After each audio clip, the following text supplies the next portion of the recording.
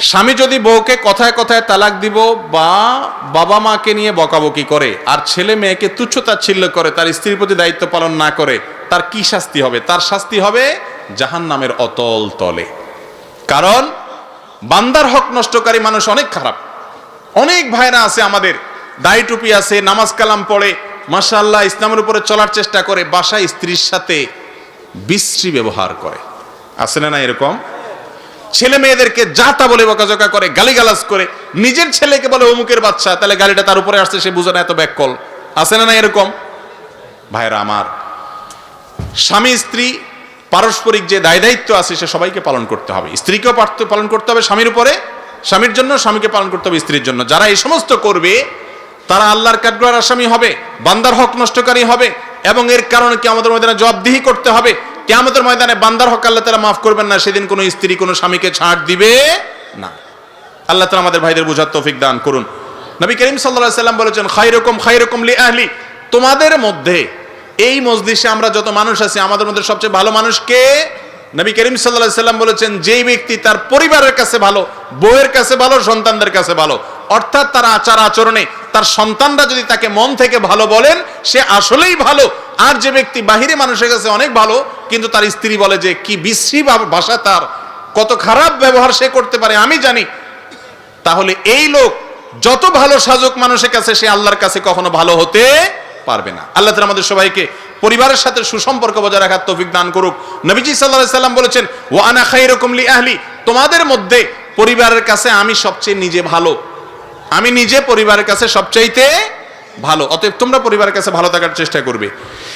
এরপরে প্রশ্ন, যদি মৃত্যুর পর সওয়াল জবাবের মাধ্যমে আমাদের জান্নাত ও জাহান্নাম নির্ধারিত হয়, তাহলে হাশরের ময়দানে সকল কাজের হিসাব নেওয়া হবে কেন? খুব সুন্দর প্রশ্ন। কবরে জবাব হিসাব নেওয়ার পর, সওয়াল জবাব হওয়ার পর আল্লাহ রাব্বুল আলামিন বান্দাকে জান্নাতি হলে জান্নাতের নেয়ামত দিবেন, আর জাহান্নামী হলে জাহান্নামের শাস্তি দিবেন। তাহলে ফয়সালা তো হয়েই গেল, কিয়ামতের ময়দানে হিসাব নিকাশ করার দরকার কি? প্রশ্ন বুঝতে পারছেন তো? এটার উত্তর হলো, এই প্রশ্নটা, এই প্রশ্নোত্তর সেশনটা, এই বিচারটা প্রাইমারি। কিয়ামতের ময়দানে এর আলোকেই চূড়ান্ত আকারে পুঙ্খানুপুঙ্খ করে জীবনের প্রত্যেকটা বিষয়কে হিসাব করে তারপর তার কি পরিমাণ শাস্তি হবে না চূড়ান্ত নির্ধারিত হবে। বাকি এখান থেকে প্রাইমারি ভাবে তার গন্তব্য ঠিক হয়ে যাবে। এটাই হবে সামনের গন্তব্য। পরবর্তী যে বিচার হবে সেটা হবে পুঙ্খানুপুঙ্খ এবং বিস্তারিত ভাবে। কারোর নামে মিথ্যা গীবত করেছি, তার পরিণাম কি? গীবত করা মহাপাপ। মরা মানুষের গোশত চাবানো, মরা গরুর গোশত যদি কেউ খায়, গরুটা মরে গেছে, গোশত খায়, এলাকার সবাই সিসি করবে না? আর যে ব্যক্তি গীবত করে, মানুষের পেছনে তার সমালোচনা করে, এই ব্যক্তি ওই মরা গরু তো না, একজন আপন মানুষ তার ভাইয়ের গোশত খাবলে খেলে যেরকম গুনাহ হয় সেরকম খারাপ কাজ করেছে। অথচ এই গীবত আমাদের কাছে আজকাল ঘি ভাত। গীবত আমাদের কাছে কি রে ভাই? ঘি ভাত। এটা ছাড়া তো মজলিস জমেই না, চায়ের দোকানের আড্ডা জমেই না। দুইজন মিলে তিনজনকে নিয়ে, তৃতীয় জনকে নিয়ে সমালোচনা করি। পর্নোগ্রাফি থেকে কিভাবে বাঁচতে পারি? পর্নোগ্রাফি থেকে বাঁচার বুদ্ধি হলো, যেই মাধ্যমে পর্নোগ্রাফি আপনার সামনে আসে সেই মাধ্যমগুলোর সাথে নিজের সম্পর্ককে ছিন্ন করা। কথা বুঝছেন? মোবাইলে আসে, তাহলে অ্যান্ড্রয়েড সেট বা স্মার্টফোন এটা চেঞ্জ করে ফেলেন, করে কম দামা মোবাইল কিনেন। কোনো ফেসবুকের মাধ্যমে আসে, আইডি ডিঅ্যাক্টিভ করে ফেলেন, আর ফেসবুক অ্যাক্টিভিটিস রাখেন না। যেই মাধ্যমে আসে সেটাকে ডিসকানেক্ট করা, এটাই হলো একমাত্র উপায়। সেগুলো সব খোলা রাইখা আমার কাছ থেকে আমলাত দোয়া চাইবেন, দোয়া বলে দিব আর অটোমেটিক আপনি ফেরেশতা হয়ে যাবেন, এরকম কোনো দোয়া আমার জানা নাই। পাপের পথ বন্ধ করতে হবে। আল্লাহ তৌফিক দান করুন। কোন দুরূদ পড়া উত্তম? দুরূদের মধ্যে সবচেয়ে শ্রেষ্ঠ দুরূদ হলো দুরূদ ইব্রাহিম, যেটা আমরা নামাজের মধ্যে পড়ি। এছাড়া আপনারা অনেক দুরূদের নাম শুনছেন, এগুলোর ফজিলত, যেমন দুরূদে হাজারের কি ফজিলত, দুরূদে লাখের কি ফজিলত, দুরূদে তুনাজ্জিনার কি ফজিলত, দুরূদে আপনার আরো কি জানি আছে, অনেকগুলো নাম আছে। এই জাতীয় যত দুরূদ আছে, এই সব দুরূদ মানুষের বানানো, যেগুলোর নাম বললাম। একমাত্র দুরূদের মধ্যে সবচেয়ে শ্রেষ্ঠ দুরূদ হলো আমরা নামাজের ভিতরে যে দুরূদ পড়ি, দুরূদ ইব্রাহিম, সেটা নবী করিম সাল্লাল্লাহু আলাইহি ওয়াসাল্লাম নিজে শিক্ষা দিয়েছেন। ইবনে হাজার আসকালানী রাহমাতুল্লাহ বলেছেন, এই জন্য এটা সবচেয়ে শ্রেষ্ঠ দুরূদ। আর সংক্ষিপ্ত পড়তে চাইলে সাল্লাল্লাহু আলাইহি ওয়াসাল্লাম পড়তে পারেন। আর যে দুরূদগুলোর নাম বললাম, এগুলোর বিশেষ কোনো ফজিলত আছে এটা বিশ্বাস করা যাবে না, কারণ হাদিস দ্বারা সেটা কিনা প্রমাণিত না। অর্থ ভালো হলে যে কোনো দুরূদ পড়া যায়, সেটা ঠিক আছে। উত্তম হলো ওইটা, দুরূদ ইব্রাহিম।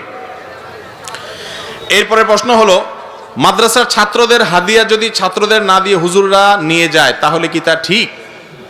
এটা তো আমার বিরুদ্ধে প্রশ্ন করলেন, মানে আমার জাতি ভাইদের বিরুদ্ধে প্রশ্ন করলেন।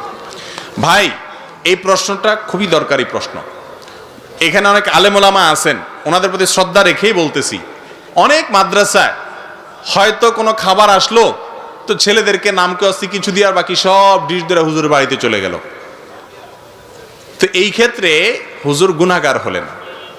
ওই চেয়ারম্যান সাহেব, মেম্বার সাহেব, কমিশনার সাহেব বা অন্য সাহেবরা তারা যদি কোনো সম্পদ মানুষের জন্য আসে, এটা কুক্ষিগত করেন, অন্যায়ভাবে ভোগ করেন, সেটা যেরকম গুনাহ, এই হুজুরের হাদিয়ার ব্যাপারে 2 নম্বরই করাটাও একই রকমের গুনাহ, কোনো সন্দেহ নেই।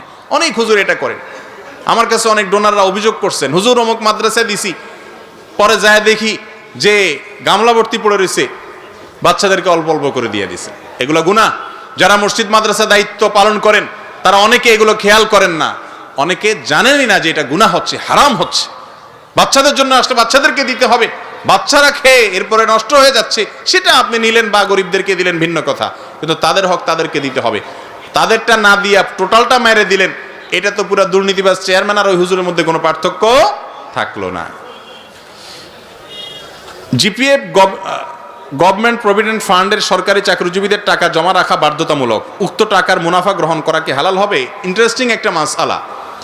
এই টাকা খাওয়া জায়েজ হবে, এটা সুদ হবে না।